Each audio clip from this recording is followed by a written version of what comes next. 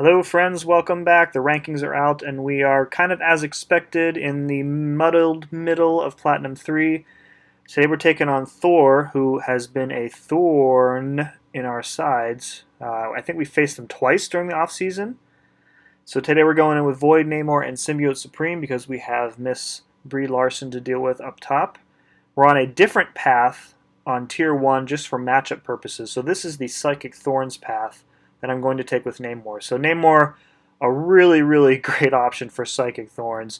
So you'll see, since my Namor is max sig, I'm returning all the Thorns damage to the opponent in the form of energy damage. And even though I have the class disadvantage here and I can't build up Outrage as quickly because Sentinel is a robot, you'll see I'm returning anywhere from 22 to 2500 energy damage per hit onto Sentinel. So we're barely 30 seconds into the fight, and he is pretty much already dead. So I don't even think I'll need to get to Imperious Rex here.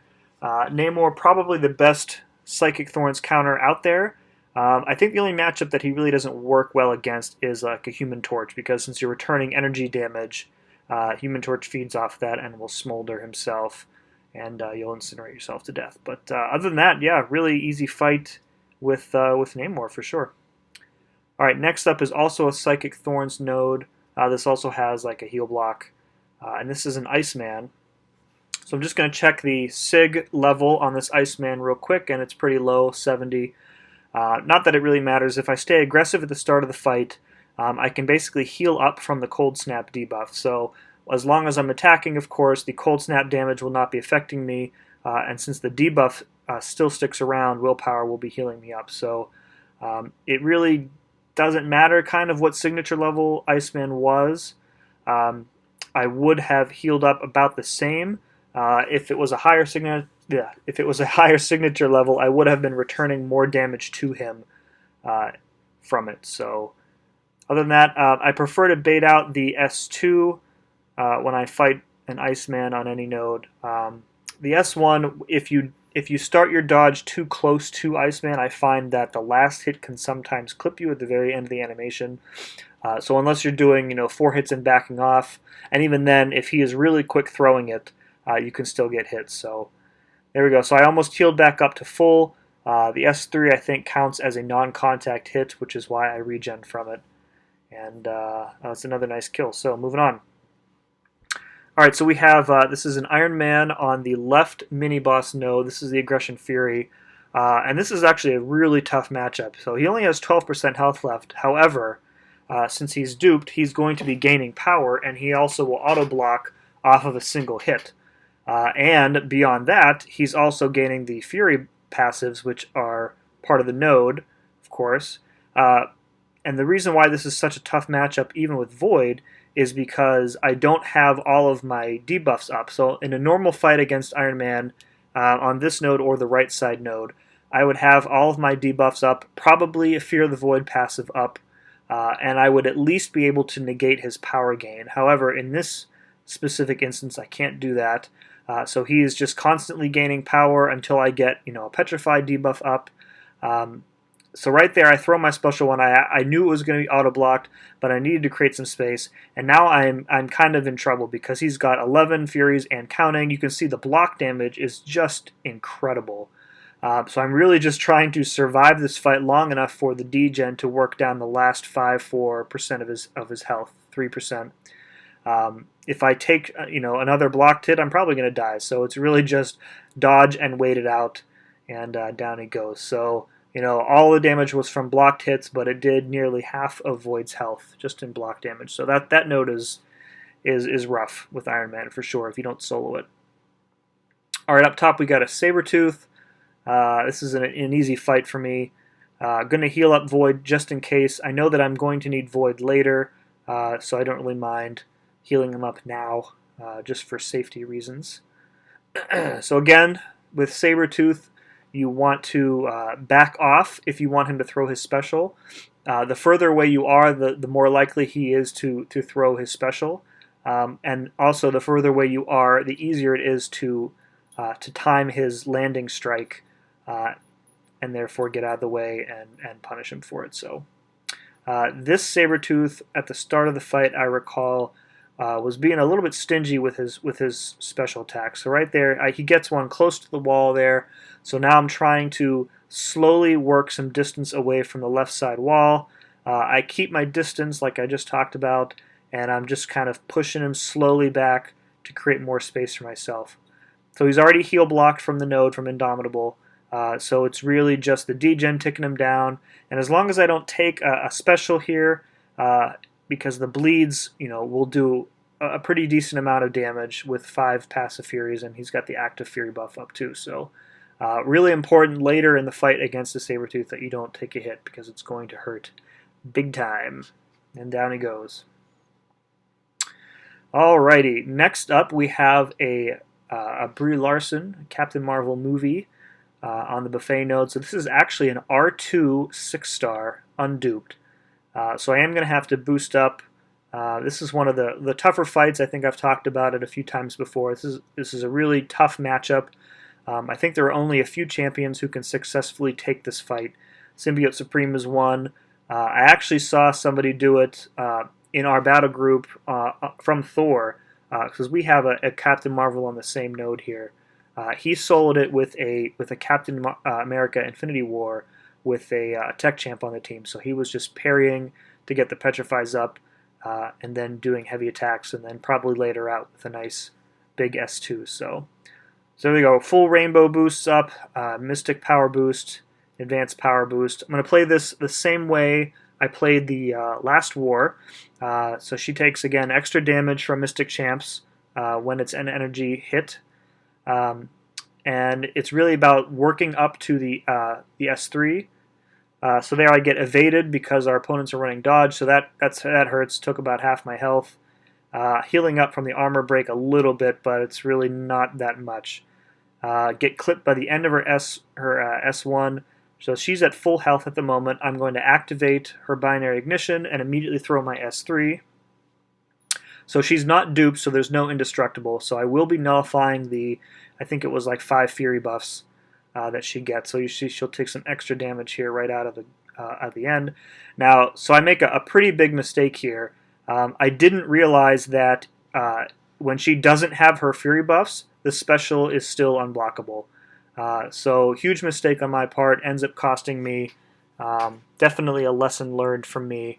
I thought that if she didn't have the fury buffs, then the special attacks would be fine, but not the case. So I'll have to remember that for future matchups on this node or against her in general. So I have to heal up, Symbiote Supreme, go back in. So she starts the fight in binary ignition, and she's got the full amount of 25 charges that are just ticking down.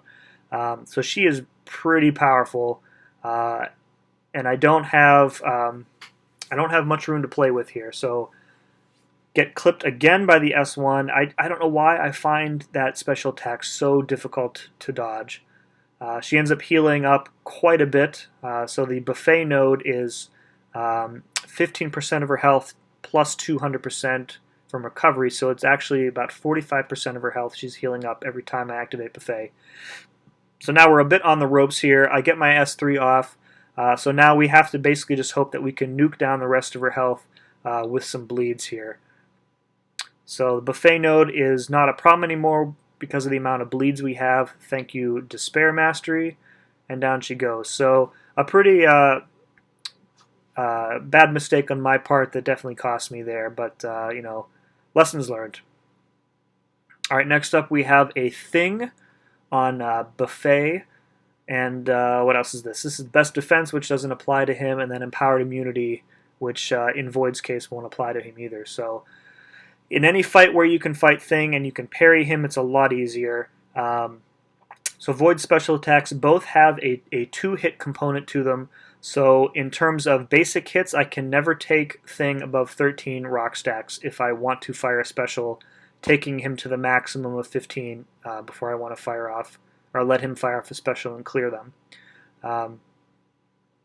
If there is an opportunity to hit into his block, fighting Thing is all about you need to manage the combination of his rock stacks and his power. Because if he's at 15 plus and he doesn't have a bar of power, your only option is to continue hitting into his block to give him little slivers of power until he's able to throw.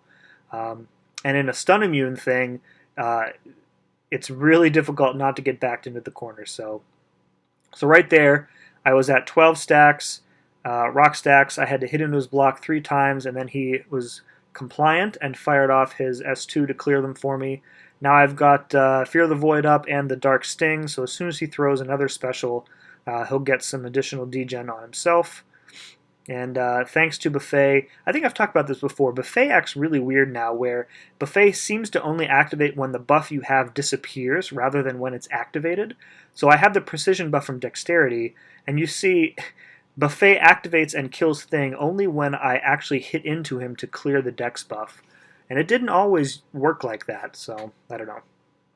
Alright, we're up on Boss Island now. This is a Killmonger 565 on Counter Tactics Breakthrough. Not boosted here because I know I'm going to have to boost for the boss later on, and I didn't want to boost an additional 2 or maybe even 3 times. I was pretty sure I could take this fight with Namor unboosted, as long as I didn't take a heavy attack, and then just watch the block damage because he is stun immune. So the breakthrough node is helpful. However, you can still see that I'm just between his high armor from the breakthrough node and his passive armor, the reverb armor, I'm really not doing hardly any damage. So I have to rely almost completely on returning the reverb damage to him from my signature ability, and then also I have to rely on Imperious Rex. So pushing him over 2 bars of power there, I'm at 26 outrage, so this lines up pretty much perfectly. I have 28 stacks of outrage, fire off my first SP3, so I can essentially come out of this, bait out a heavy attack, go back in with a 5-hit combo to bring me up to hopefully 30 stacks of outrage, activate Imperious Rex, and get off a second SP3. So we're at 28, he fires off the special 1, I go back into punish, there we go, we get another 3 bars of power, activate our second SP3. Now I've seen a lot of people do even a third SP3 in fights, and sometimes if you're really lucky, you can actually get off a 4th one to get 4 Furies up. But I have found anyway that in Alliance War you really don't need 3 Furies most of the time. If an opponent survives that Mega SP2 with 2 Furies, it's probably the boss. So, all right. So it seems like every war there is another new and amazing way that the game tries to screw me, and here's a good example of one here. You guys know I'm pretty open about when I make a mistake, and I'm also very open about when the game makes the mistake for me. So about halfway through this fight, you're going to see my input lag in the middle of a combo. So I'm mashing the screen to get my 3 light attacks in the middle of combo. But you'll see Namor actually pause mid-combo and then continue with the light attack, and then Korg parries me and just pretty much wrecks me at that point right there. So there you go. He pauses mid-combo, finishes with the light, immediately parried, and now I'm already on the ropes. Went from, if I hadn't taken that heavy at the beginning of the fight, which was totally my fault, it would have been a little bit better, but yeah, getting parried by a Korg, not a fun time. So really, really irritated about that. I would not call that one on me. So I had to use pretty much the rest of my items to heal up Namor and make another attempt at this Korg fight. It was really coming down to the wire in terms of how much time we had left to clear the map. Not all of our players were available today, and I had to work on this over my lunch hour before I went to doctor's appointments. So I'm trying to play this a little bit more conservatively than I did the first fight. This is actually an R2 6-star Korg duped. So props to Thor for their dedication. This I would not be taking a 6-star Korg to R2 for sure. Another thing I wanted to mention, you might have just seen it happen there, is that this node has Plagued Mind, which actually works really, really bad against Namor because I think twice between these 2 fights I've triggered Imperious Rex only to have my power immediately drained completely. So I more or less have to play this fight straight, other than if I can get up to another 30 stacks of outrage. So other than that, it's how I always play Korg. I try and push him to his S2 where I can. I don't have to worry about Thorns damage because Namor is a boss when it comes to Thorns damage. And there we go. So we've got Imperious Rex active.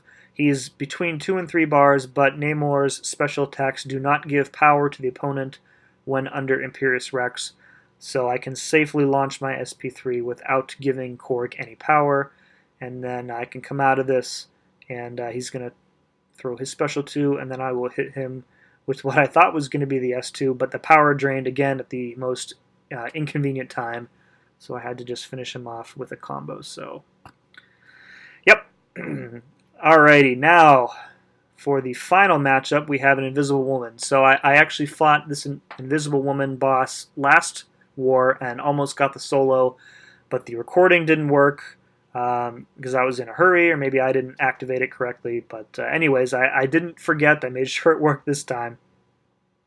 And I can't really heal up Void because I said a minute ago that I'm out of items at this point. So I got to go in with what I have. So Invisible Woman, really a great boss choice. One of the reasons Void works so well against her is because his debuffs are direct damage, similar to bleeds from Nick Fury, who is also a really great counter, or somebody like Blade or Gwenpool, also a good counter.